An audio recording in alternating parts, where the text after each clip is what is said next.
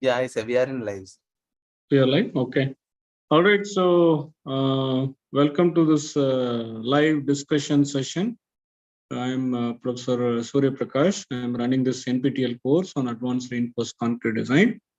And I'm also accompanied by my TAs, Mr. Mohan, Mr. Muttaraja, and Mr. Ranjit. They have been helping me with, the preparation of the course material. And yeah, I think first of all, thank you. I think we will also have one more or maybe a couple more sessions like this. And before we proceed further, can I ask students who joined to briefly introduce themselves? So let me call their name. Mohan, is it Uma Maheshwar? Can you briefly introduce, or is it one of our team? I don't know. Uma Maheshwar?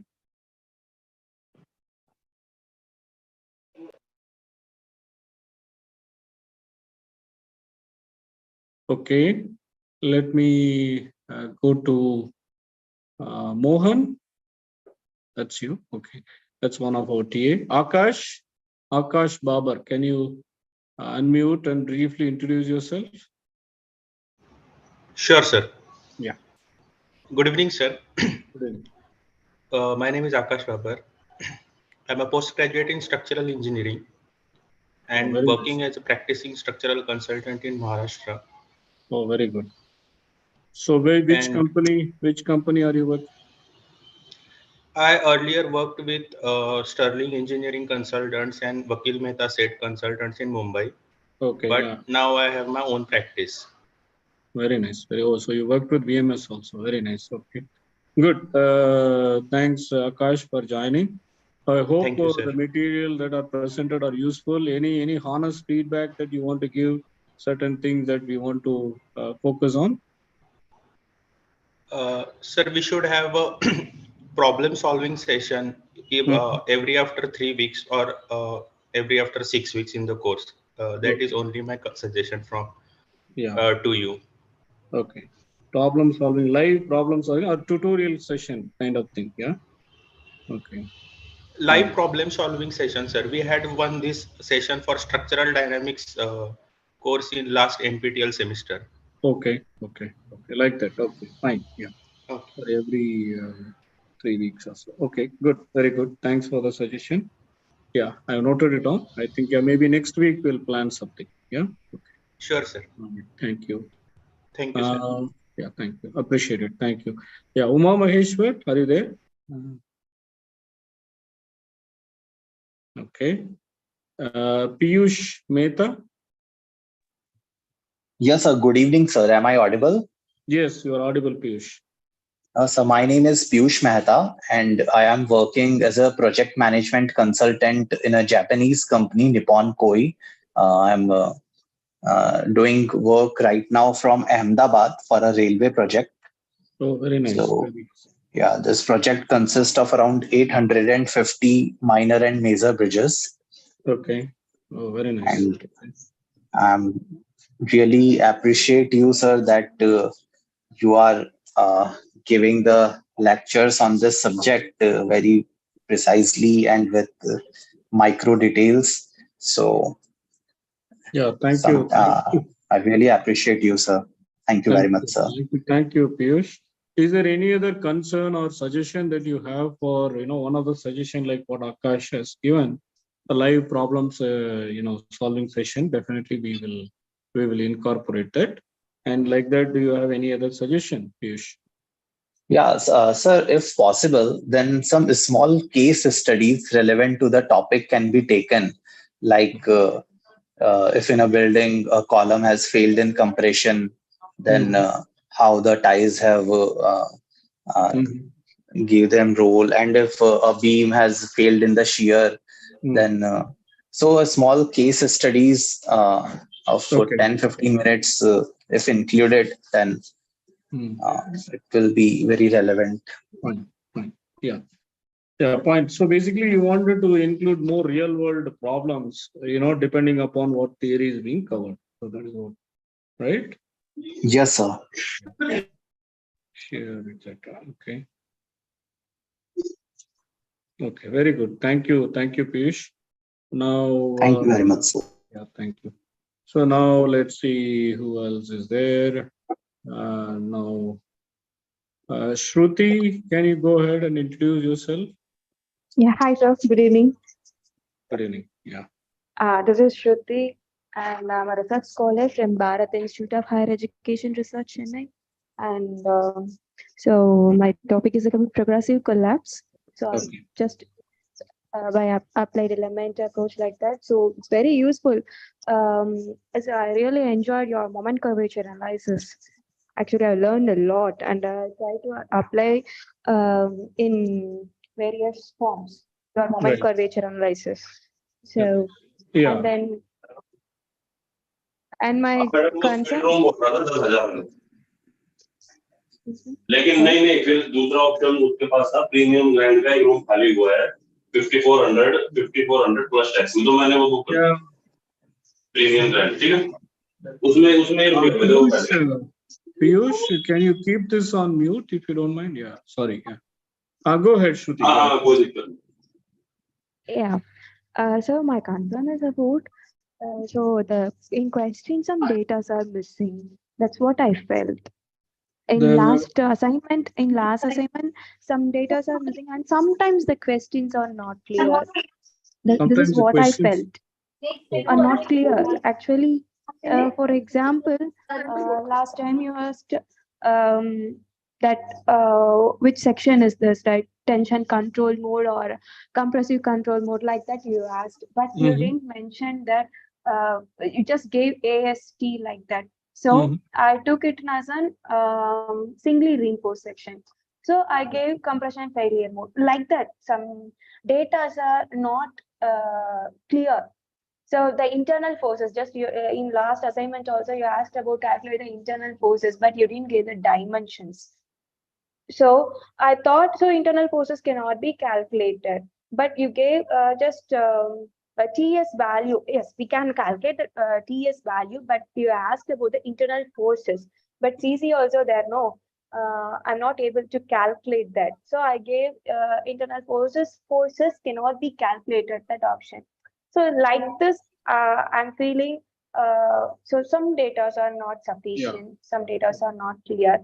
So if you avoid the, but once you when you give questions, if you just consider this also, so because of that simple questions, we are losing 3 to 4 marks that reflects in my progress percentages.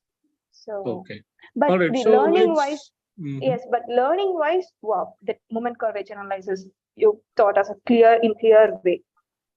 Okay, very good. Yeah, no, we'll take this input, Shruti. Thank you for. And one more thing, sir.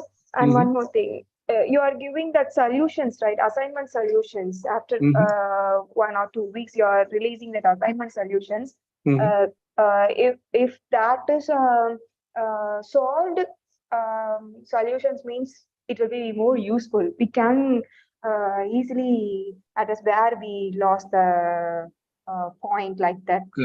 Correct. It will be useful, more useful. Sure. No, I think so far I think we have released the solutions up to how many we have seen? No, you released, sir, but with only that options. I'm asking about the detailed solution. You want detailed steps for the calculations, especially for flexure, right? I think that we have prepared it. Okay. We have sent it also. Hopefully, it will be uploaded soon. So that's what my TAs are telling. So there, as your points are very well taken, because we wanted from logistics point of view, because first time we are offering this course, we have kept it as a multiple choice for evaluation. However, I think we have also asked you to solve for it, like you have said, internal forces, whether the section is under reinforced or over reinforced. So those kind of questions have been embedded in an objective options, but however, you have to do the calculations. So what we have done is, especially for starting from flexure, We have done detailed calculations for all the assignments, and that will be posted. I think for some of them, I think most of them we have already posted, and it should be available in your portal. I'm not sure whether they have uploaded it yet or not. Let me just check. No, sir, not yet. I just checked today also. Okay, yeah. I think that we will follow up with this NPTEL team. So Ranjit, I think we have sent it, right? Yes. Can you just forward that to me so that I can show them? I'll share the screen and show them so that they can look at it. What kind of? Yeah.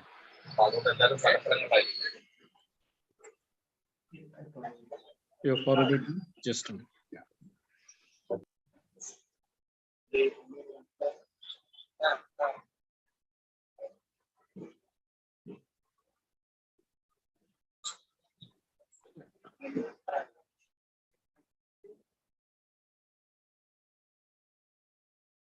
Yeah.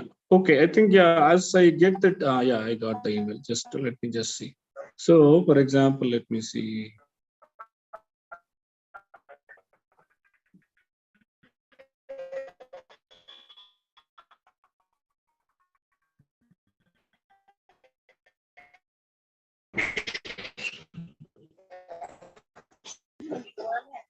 Right. Let me see if I can start sharing the screen.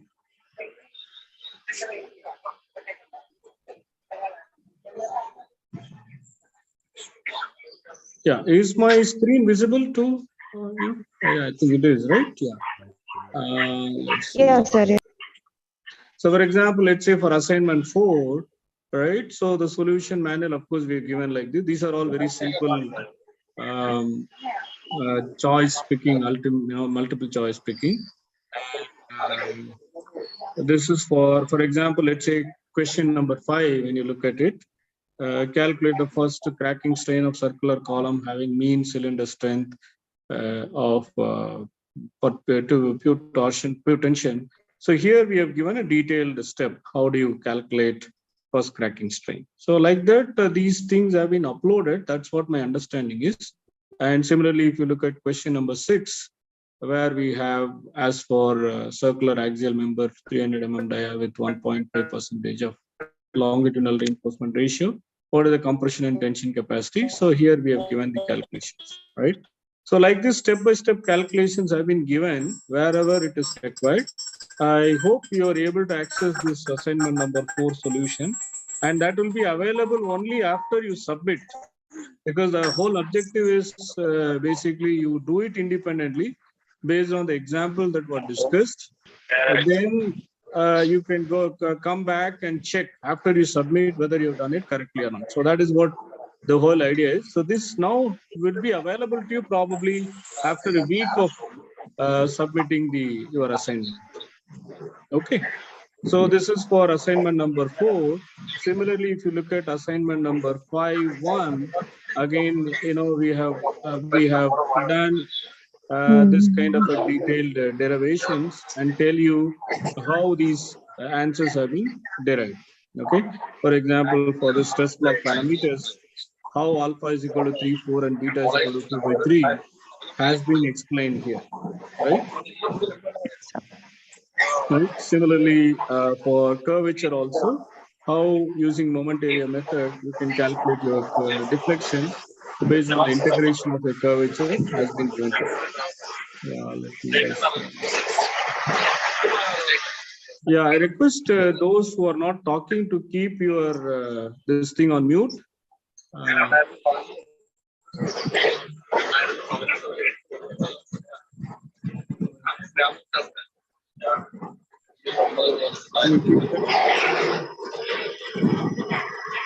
Yeah. If NPTEL coordinators are there, can you keep Mr. Christopher? Can you keep your thing on mute?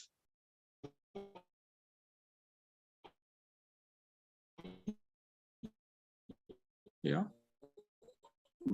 Okay. All right. So like this, we have given a step-by-step solution to the the question wherever it is.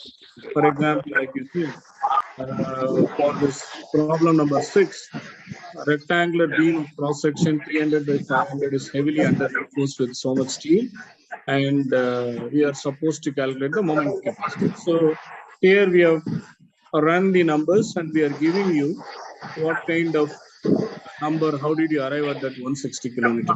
So wherever it is required, for example, again, balanced reinforcement ratio calculation, it has been clearly given with strain conditions. And how do you get your limiting reinforcement ratio, right? So I hope you are able to access these detailed solutions. And please note that this will be available to you after 1 week to submit your assignment, right? 1 week. Yeah, okay, sir. This is what I asked. Yeah. So this, Thank you. I think there may be some communication gap. We will check with our NPTEL team and make sure that all these assignment solutions are uploaded. We understand that it has been uploaded. We will just check with them, and because the access as TAs and instructors, what we see is different from what the students see. So that is why we are not able to really check whether you are able to see this uploaded assignment solution. So maybe I think now you should be able to check, right? Yeah. Yeah, okay, sir. Okay, sir. Thank you, sir. Thank you. All right, so let's move on. Now may request, who was that? I think, yeah, Abdullah, can you unmute and please introduce yourself? Yes, Professor. I hope you can hear me. Yes. Good evening. This is Abdullah Safia. I am PhD scholar at NIT Rourkela. I'm taking this course to improve my understanding in the design of complete structure. Actually, I'm really satisfied of everything that we have taken, starting with the series of information, starting with the material characteristics. I'm finding that the information are simple and easy, to understand, because of the way of explaining. So I'm really satisfied. Also, when in the last week, when related the Mohr circle with the shear and flexure, it was really interesting because it was the first time to me to understand how both of them are reacting with on the beam, and how cracks are initiating perpendicular to the tension principal stresses. So yes, I'm really happy of attending this class. Okay. Thank you very much. Very nice. Very nice. Thank you, Abdullah. Is there any other suggestion that you have for further improving and in terms of presentation? I think one of the major feedback was basically to have a problem-solving session probably every 2 weeks or so, for a couple of hours, so that some problem step by step we can solve. Okay, that is well taken. That definitely we will explore and we will do that. And another the feedback, very important feedback, was to make sure that the assignment solutions have a detailed step-by-step procedure, how certain things have been derived. So that is also, I think, we will make sure that it is implemented and the solutions are getting uploaded in your NPTEL portal. I have one thing to say, actually. Yeah. I have attended other courses on NPTEL, and I noted that the voice in other courses are a little bit better than the voice in this course. Okay. Like the recording instruments that were used, I think there's difference. Okay. All right. So I will also explore if we can change the mic. In fact, I'm using the default mic that is there in the laptop. Probably I'll see if I can use another laptop and see how we can improve it. And I'll also check with our team if they can do something about it. Yeah. All right. Thank you. Thank you for the feedback, Abdullah. Appreciate it. Right. So let me move on to other students. Pratik Jain, I think, repeat. Pratik, are you there?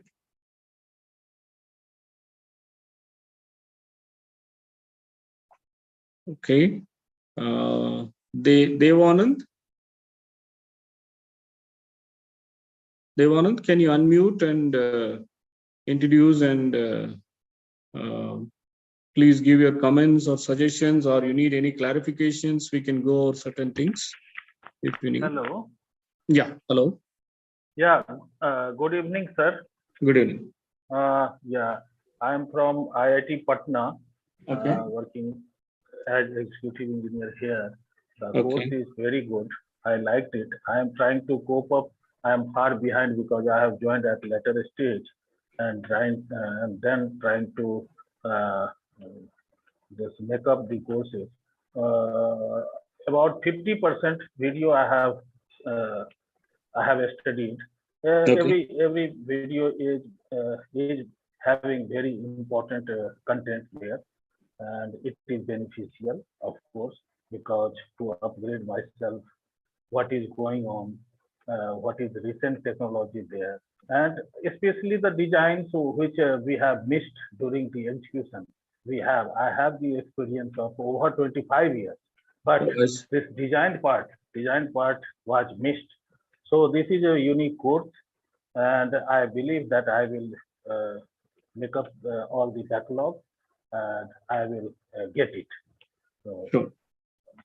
Yeah, sure. Thank you. Thank you, Mr. Devanand. I'm really appreciate, in spite of your busy schedule, working in the, the IIT partner with your construction and supervision schedule, you're able to take time out and spend some time in learning the material, which we really appreciate. So please do spend time whenever it is possible and catch up with all the rest of the videos. Yeah.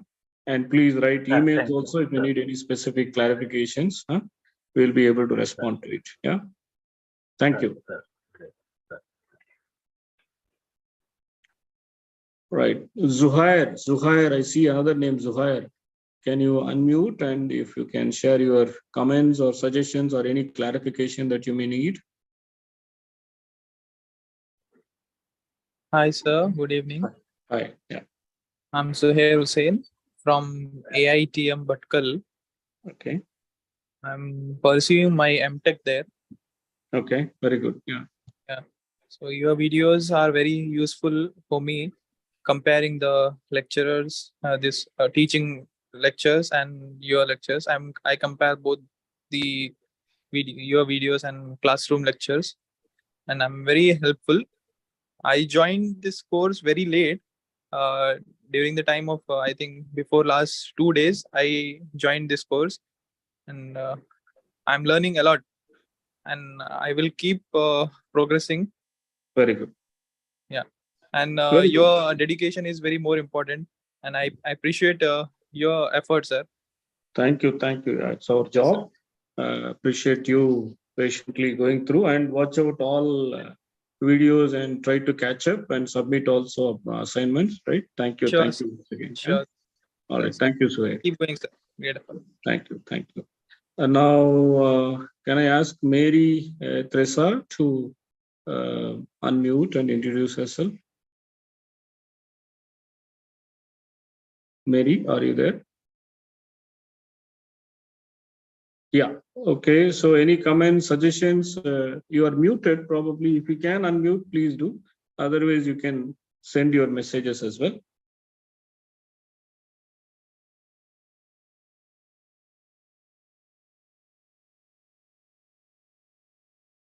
Okay.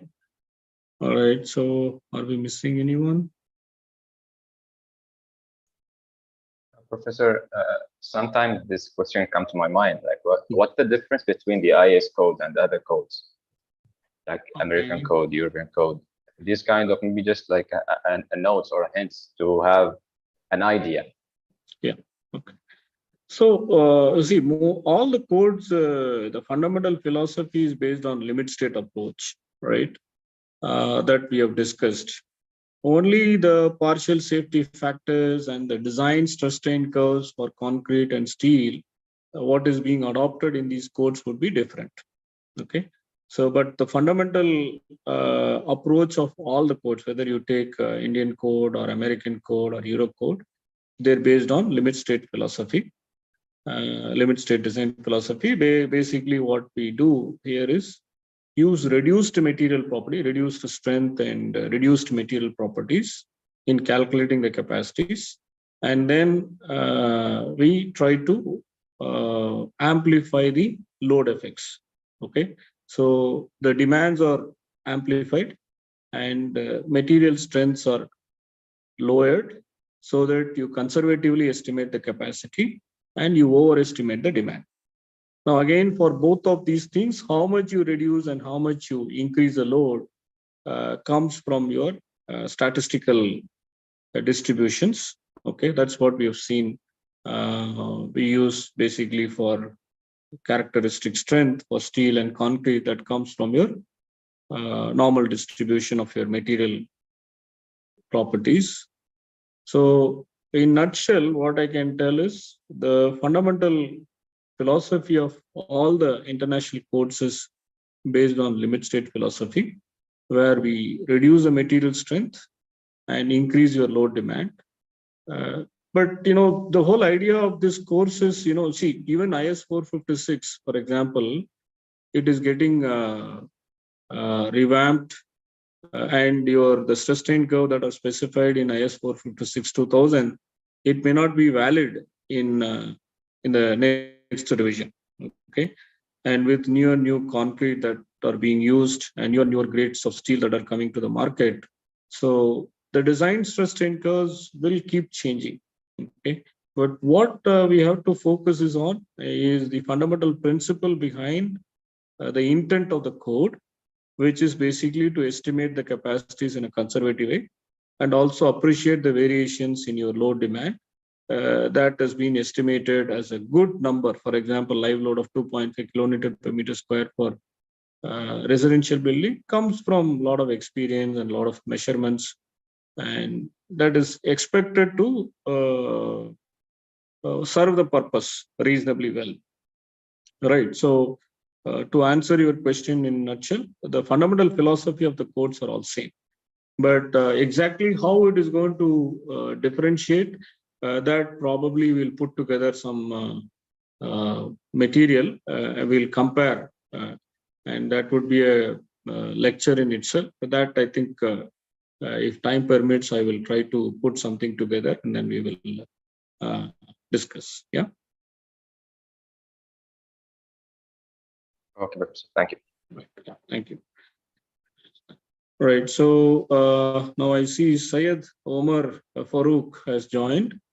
Syed, can you unmute and speak or share your comments?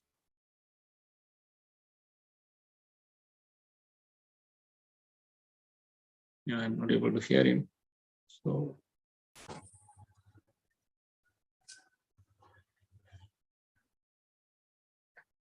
Yeah, Syed, yeah. Can you, please speak. I think we're not able to hear you. Can you unmute and speak?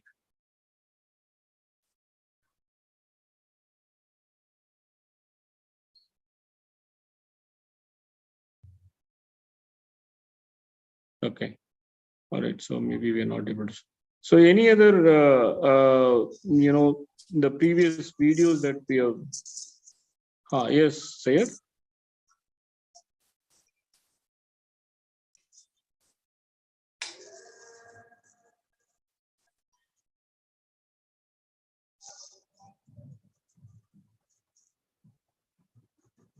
Hello. Hello. Yeah. Hello. Sir, can you hear me? Sir? Yes. Sir. Yeah. We can hear you, Syed. No, go ahead. Sir, first of all, I'd like to thank you, sir, for this wonderful course. I really got interested in research in RCC. It really helped me. And actually, I'm a lecturer in Central University of Manu, Hyderabad. Okay. Ahmedabad National University. So I was thinking that I know everything about RCC and this and that, but as soon as I started your course, I really got a lot of areas there remaining to explore, and that was really helpful for me to develop my interest in this field. So that was really very nice interacting with you and listening your lectures and all that. Thank you, sir. Thank you very much. All right, yeah. Thank you, Sayed. In fact, for everyone, it is it's always a learning experience because the field is also moving and changing, and with new technologies coming. So always, there are things to learn. So I appreciate your interest in spite of your work commitment to spend time and looking at the videos. Please do watch all the videos and reach out to us if you are not clear with certain delivery of certain content. Then we will we will try to clarify your doubts. Yeah, thank you for your interest. Thank you, sir. All right, so now with whatever that we have covered so far, now we have just uploaded the torsion video. This week we will be starting with understanding the behavior of columns and how to design column cross sections in particular. We will also talk about how to design slender column and design for biaxial bending.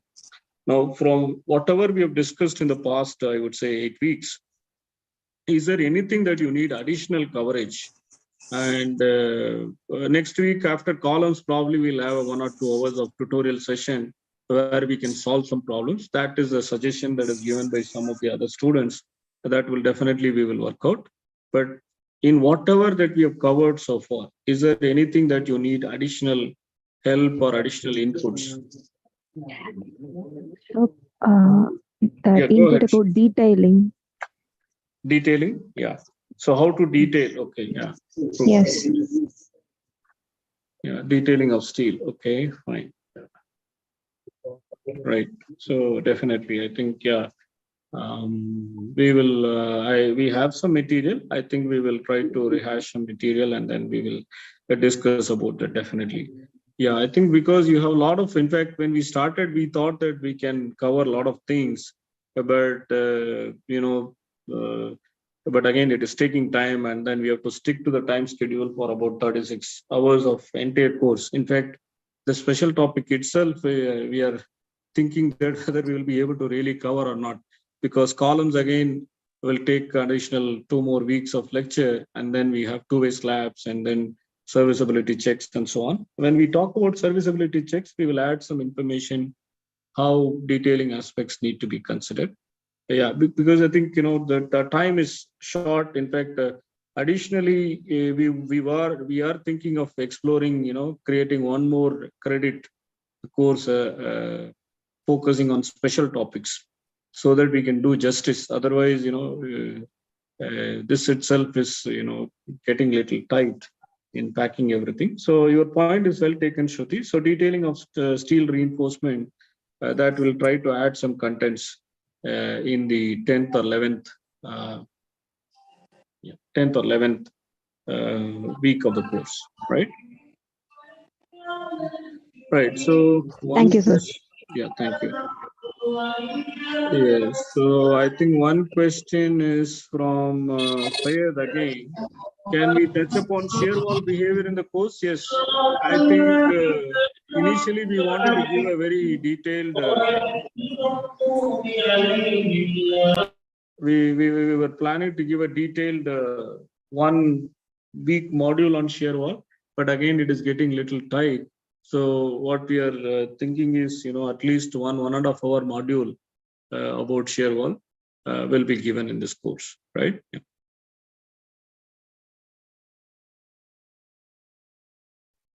Professor, we talked last week about deep beams, and it was noted in the course that we will discuss about the strut and tie method later. So is it on the schedule or?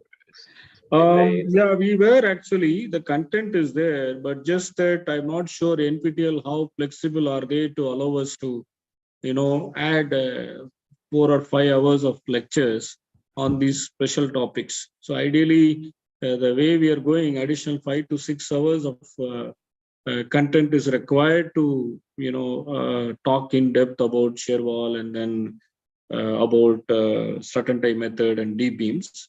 So that I think we will check with the NPTEL team. If there is no restriction, definitely we'll add the material.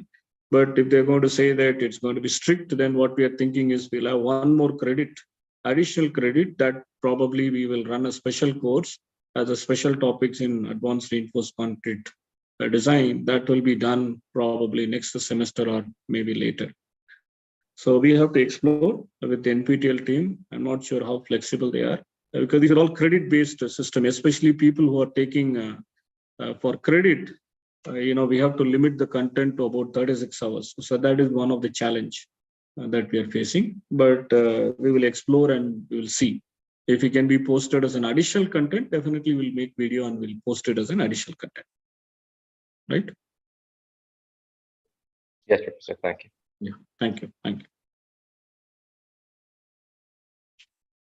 Right. So now I see, who is it? Mr. Lunagaria joined. So, Lunagaria, can you unmute and briefly introduce yourself? Yes, sir. Hello, sir. Good evening. Nice to see you. Thank you, sir. Yeah, can you briefly introduce yourself? Thank you for joining the meeting. Because of the net connectivity, poor net connection, sir, I'm not getting. Oh, I see. Maybe you can turn your video off. That will help in saving some bandwidth. Okay. Yeah, now you can. Yeah.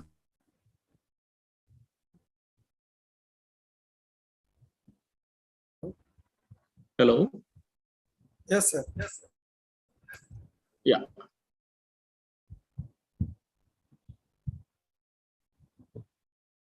Okay.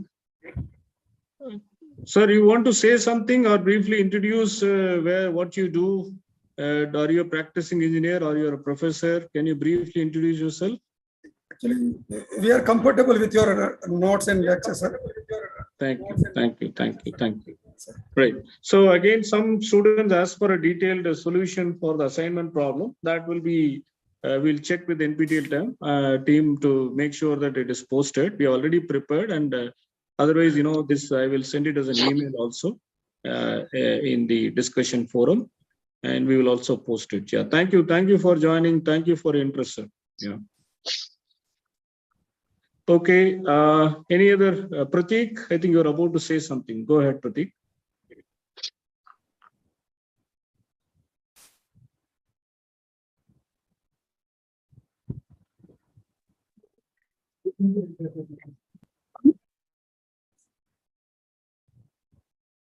Yeah, Mr.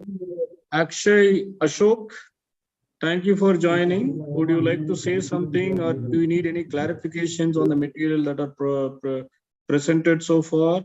Or is there any other topic that you think should be covered? Mr. Akshay. Am I audible, sir? Yes, you are audible, Akshay. Okay, sir. Sorry, I was late for the meeting because of the schedule. I'm regularly attending the lectures, sir. Whatever uploaded on the NPTEL. Okay, good, very good. Yes, sir. We are getting so much, but while solving the assignment, there was one doubt. If we are using the parabolic curve for the concrete, before the module week 5, up to the week 5, we can say that. In that, there is little bit confusion while solving the assignment regarding which stress level we have to adopt regarding epsilon prime C and epsilon C, all this. Can you guide something regarding this to me? Yeah. So, see, when you do moment curvature analysis, what we are adopting is a strain controlled approach. So we want to calculate for each curvature what is the moment resistance. Okay. So now we know curvature is strain divided by the neutral axis depth, strain at the top divided by the neutral axis depth, right? So, but when we calculate for ultimate condition, so ultimate condition is when concrete in compression, when it reaches 0.0035, that is what we define that as an ultimate condition in a reinforced concrete design, especially for flexion. Now, at that condition, we are trying to see what is the strain level in the rebar, which is in tension, reinforcement is in tension. If that reinforcement has yielded, Now again, the yield strain will depend. In this part of the module, when we use the first part, we use elastic perfective plastic curve, and then we can calculate your yield strain, right? So then we check what is the level of strain. Depending upon that, we say whether the section is under reinforced or over reinforced, or the section is balanced, right? So Yes. when you do ultimate calculation, you do the calculation for moment resistance and curvature only for one condition, that is when the strain at the top compressive fiber is 0.0035. That is our ultimate condition. So most of our questions would be related to calculating the capacities corresponding to ultimate condition, which is doing the calculation only for one strain at the top fiber, which is 0.0035. But if I want the entire moment curvature response, that is usually to compare the response of different sections, we do that. And for that, we need to increase your epsilon C from very low values to the high value. And the last point where we do calculation is ultimate condition, which is 0.0035.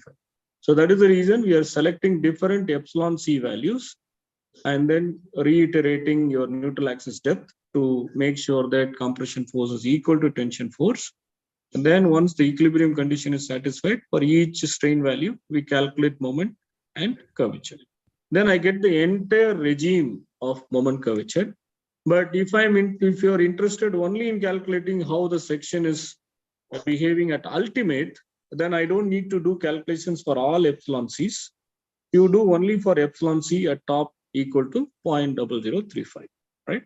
So it depends upon whether you're doing calculation at ultimate or you want the entire regime of moment curvature, right? So that is the reason. But if you look at in some parts of the module, we would have done calculation only for ultimate condition, just to show the effect. And you can also in using simple Excel calculation or a simple MATLAB calculations, we can write a simple program to do this entire analysis, right? Yes, sir. Yes, sir. Got it. I got it. Thank you for the explanation, sir. Thank you. Thank you, Akshay.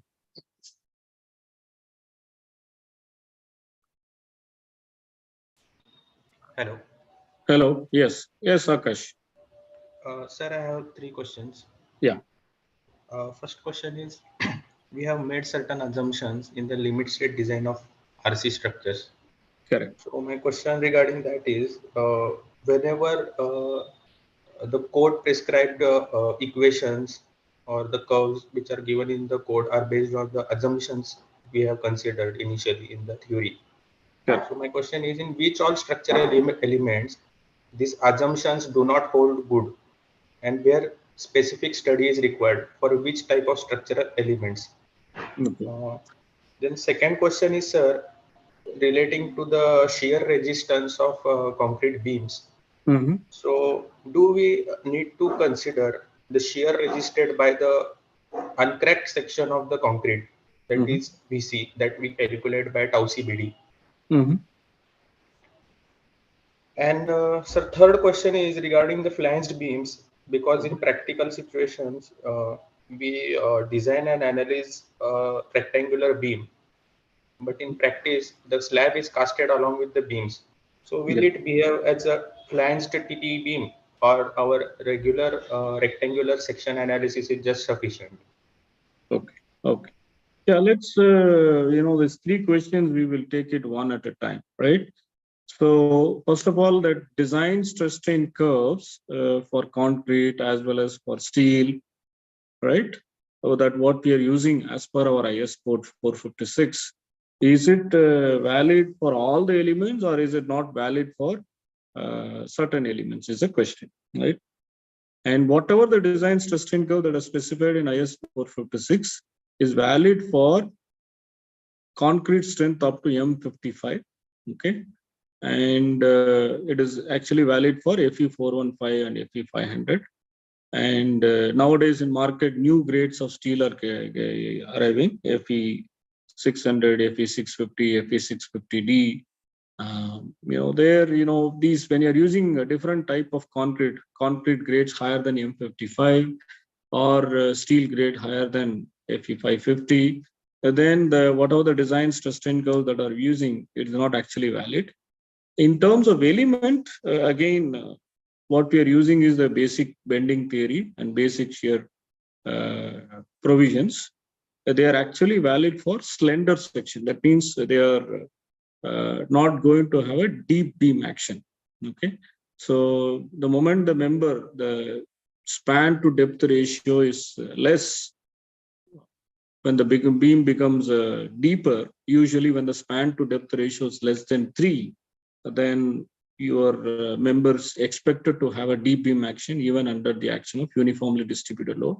Or when you have a heavy concentrated load that is coming, then the beam is not going to really bend in flexure. It is going to transfer the force by forming an arch action. So in such kind of scenarios, we cannot really use these design stress strain curves. We have to use some specialized provisions. Okay, point number 1. Second thing is also when you are designing a corbel where you have a heavy concentrated load, there we cannot use these provisions. We have to use strut-and-tie models or other special theories like modified compression field theory or softened truss model theories to analyze the sections. Or we may have to do a detailed finite element analysis to see the stress distribution and make sure that the reinforcement provided is okay. So this is for your first question. Okay. Again, the code provides you only minimum requirements. It doesn't mean that you cannot design outside the code given parameter using the first principles. And for example, let's say I'm using a 70 or 80 megapascal concrete. If I am able to generate good amount of stress strain curve data for that particular concrete, like say I test same grade for 30 samples, okay, and then I can develop my own normal distribution and find out what is the characteristic strength and then apply the safety factors to get my own design stress strain curve. Code allows you to do that. So code is actually specifying only minimum requirement. So it is not covering all the scenarios. Sometimes you have to exceed the code depending upon the design requirement. But if you're careful about your fundamental principles and if you're not violating the fundamental principles, and if you're able to develop your own stress strain curves, you can actually design. Hope it answers your first question. The second question is VC, right? Which is a concrete capacity. In concrete capacity, it is including 3 things. VC is actually a semi-empirical equation that covers contribution of uncracked concrete in compression plus the vertical component of your aggregate interlock, that is basically the shear resistance that is offered between the cracked surfaces of concrete, and you take the vertical component of that. In addition to that, the longitudinal bar, if you put a lot of longitudinal bar, that is not going to let the cracked elements to shear like this, okay? So that is going to also give me some resistance, which we call that as a dowel resistance. Now, each one of this resistance will vary depending upon how much is the load that you have applied. So code is saying that, okay, let's not worry about this. Anyway, you are designing for an ultimate condition. I'm going to make your life simple. So code is saying that, okay, I'm going to lump all of them, which is uncracked concrete, plus your aggregate interlock vertical component, plus the dowel action. And I'm going to give you a simplified expression so that we see what we are using is combination of all the 3. Okay, it is not just uncracked concrete, it is uncracked concrete plus vertical component of your aggregate interlock, which is basically the frictional resistance or shear resistance generated on the cracked surface, plus the dowel action. Okay, so that is how the code is simplified and give you an expression for your VC that we have to use. Okay. Now I hope I've answered the second question. The third question is for the flanged beam. Okay.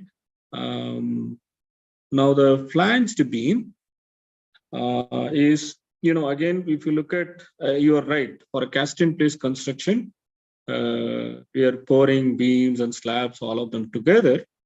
And if you know that most of these systems will have reinforcement continuity over the support. So it's going to be acting like a continuous beam, right?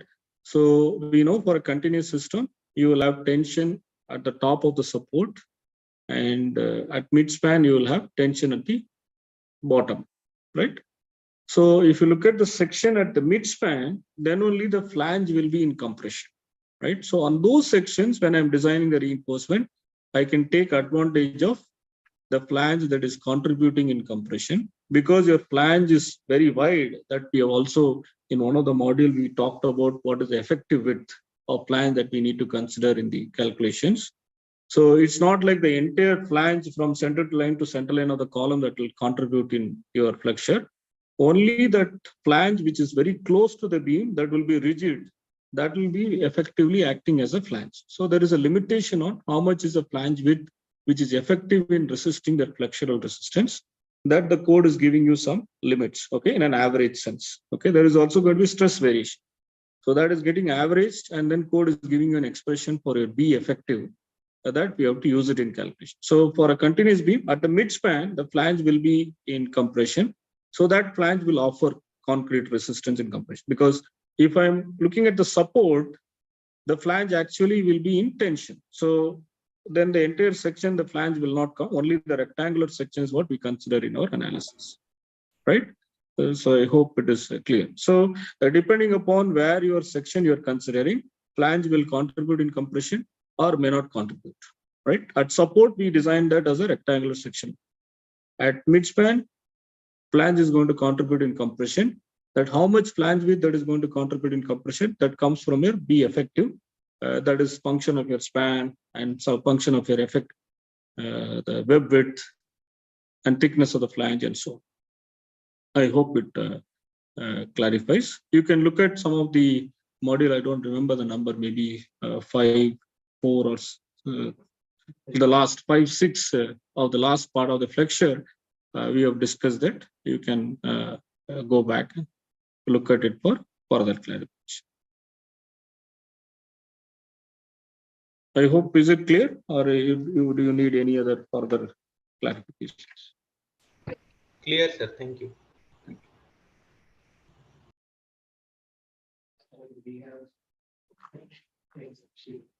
Yeah, Excel sheet, I think some of the students have shared, so we can look at it. I think one of the student, Sabdar Ahmed Wani, he has requested whether the students will be allowed to use IS codes during NPTEL exam.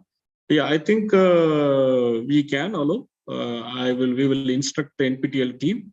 Anyway, I will check with them. We will instruct them to allow students to use IS 456 code. You can carry a copy of the code.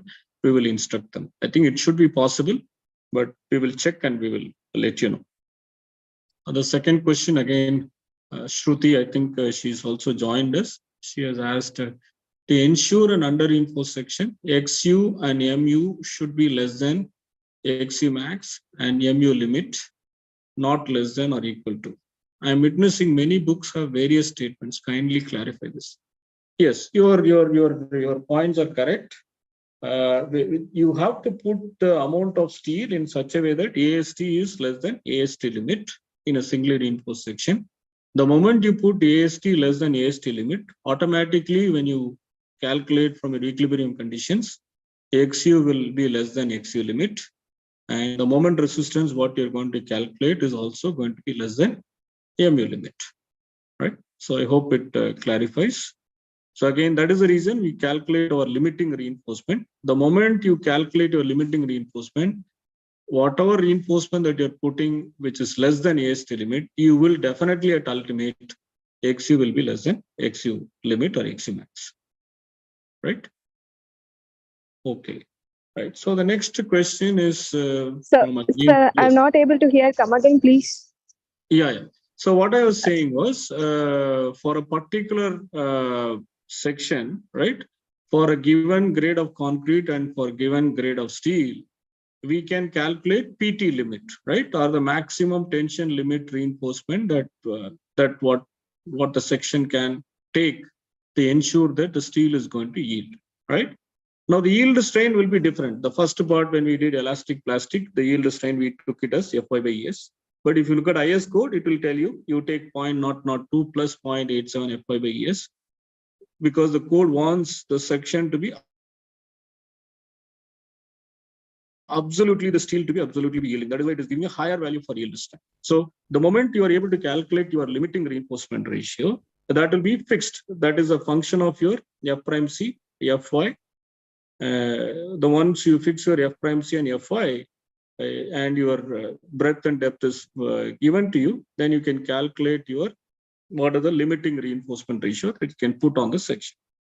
For any reinforcement that you're putting less than that limiting reinforcement ratio, or AST limit, or AST when you're putting, which is less than AST limit, then when you do the analysis for ultimate condition, that is when concrete reaches a strain of 0.0035, you will find that XU that is required to satisfy the equilibrium will be less than the XU limit.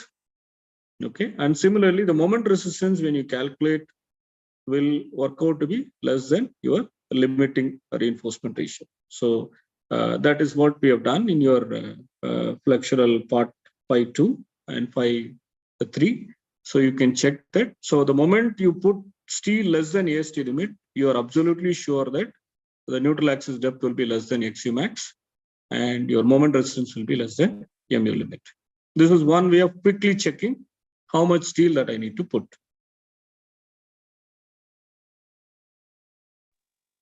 Thank you, sir. Thank you. Yeah, I think one more question is, what is that question? Pratik has asked to go on.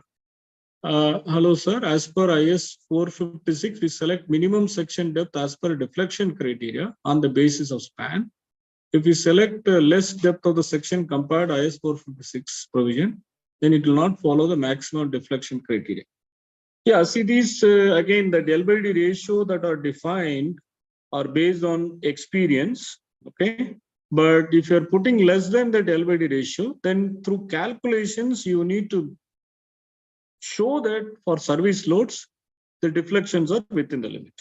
But if you're putting the L by D ratios that are specified by the code, then you don't need to explicitly show any calculation. So that's what it is. In fact, as I said, you can violate the code provisions as long as your performance requirements are not hampered. Okay, so code is only a minimum requirement, and it is giving you guidance.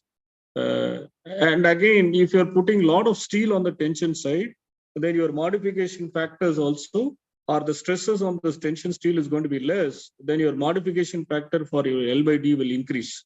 Then you may satisfy the requirement. So you don't need to absolutely use that L by D ratio, but if you're using lesser value, then the onus is on you to make sure that the deflections, you have to show in calculation that the deflections are within the acceptable limit, right? So it is not always, sometimes when we do design, we slightly violate the code provisions also. Not in the violate means we exceed those L by D values, and then, but we check using calculation that the deflections are within the limit, right? So we have discussed that, for example, how to calculate the deflections, we have briefly mentioned. If you are, that is one advantage of doing moment curvature analysis. If you know your curvature distribution along the length of the beam, you can also calculate deflections for the given loading. Okay, that we talked about it in the last part of the flexure. Again, you can look at it. If you can find the curvature distribution from your moment curvature along the length of the beam, then you can calculate your deflection using moment area theorem. Hope it clarifies you. So in a nutshell, you can sometimes slightly violate the code provisions, but then again, you have to, using the calculations, you have to show that the deflections are within the limit. But if you're not violating, then it's automatically considered that you will satisfy the deflection criteria. Right? Pratik, I hope I've answered your question. All right. So yeah, I think no other question. Please write to us if you need further clarifications, right? And as we have discussed, probably next week, yeah, who is it? Somebody's having a question. Yeah, Akash, yes, go ahead. Hello, sir. Yeah, go ahead. My question is the maximum concrete shear stress for M40 and above grade is limited to 4 megapascals. Correct. Yeah. So if my concrete grade is 40, then also I should take tau C max as 4 MPa. And if it is 60, then also should I consider it as 4 MPa, or should I do some other calculations and get a higher tau C max value? Right. So good question. Very good question. And yeah, so see, as we have seen in the introductory modules, if we go for higher and higher strength in concrete, we have seen that when concrete fails in compression, it is going to be a very brittle mode of failure. Okay.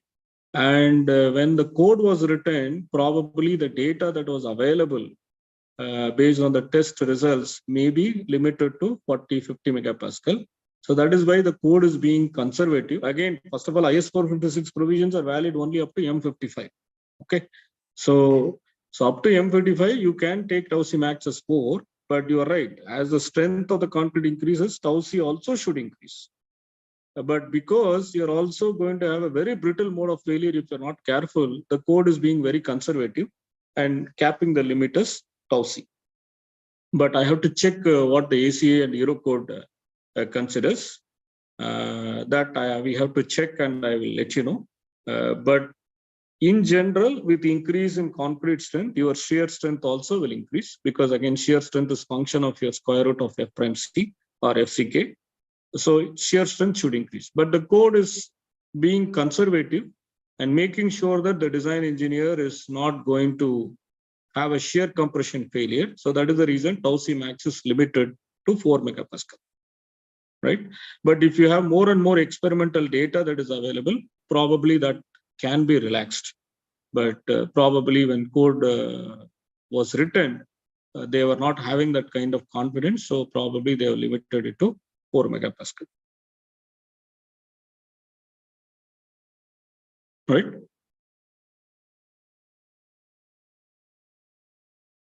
Yes. So, sir, if you take the beam deflection equation as d square y by d, EI into d square y by dx square is equal to m, does it not become linear second order differential equation? But in the last assignment, it was, yeah. Correct. But now the moment is also, but the EI, if you look at it, EI is not constant. Depending upon the moment level that you have, EA is now going to change. Okay, EA is constant only when the section is not cracked, or when the section is just cracked. We can assume it to be linear. But if the section is significantly cracked, the EI is not going to be constant. So that is the reason your curvature distribution will have different slopes depending upon your moment where you're looking at. Okay. Hope it is okay, sales. Yeah.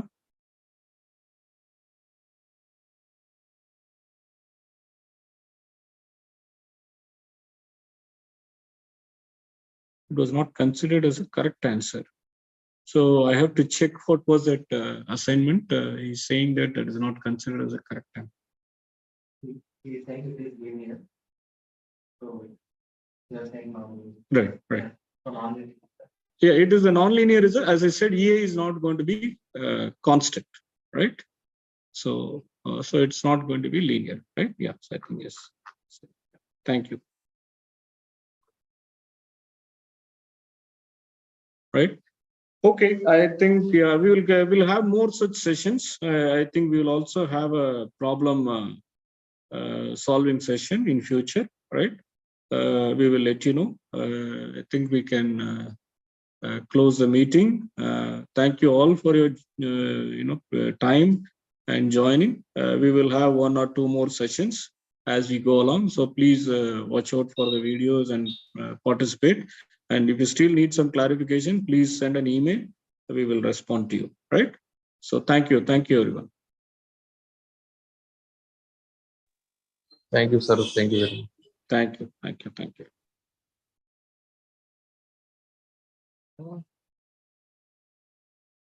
All right. So Ravi, can we close the meeting? Yeah.